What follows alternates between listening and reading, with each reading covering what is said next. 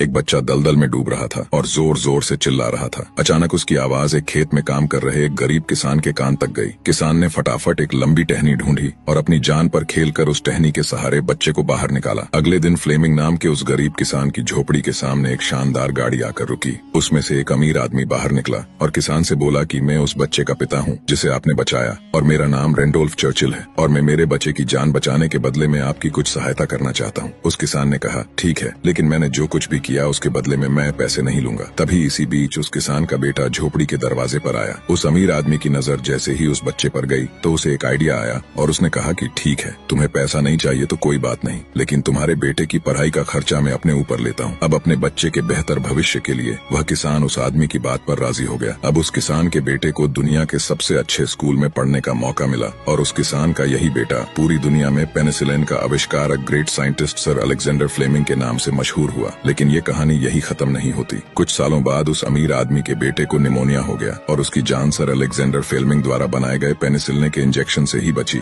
और उस अमीर आदमी के बेटे का नाम था विंस्टन चर्चिल, जो 2 बार ब्रिटेन के प्रधानमंत्री रहे। दोस्तों, शायद इसीलिए कहते हैं कि कर्म हमेशा घूम कर आते हैं। इसलिए हमेशा दूसरों का अच्छा करें ताकि आपके साथ भी हमेशा अच्छा हो।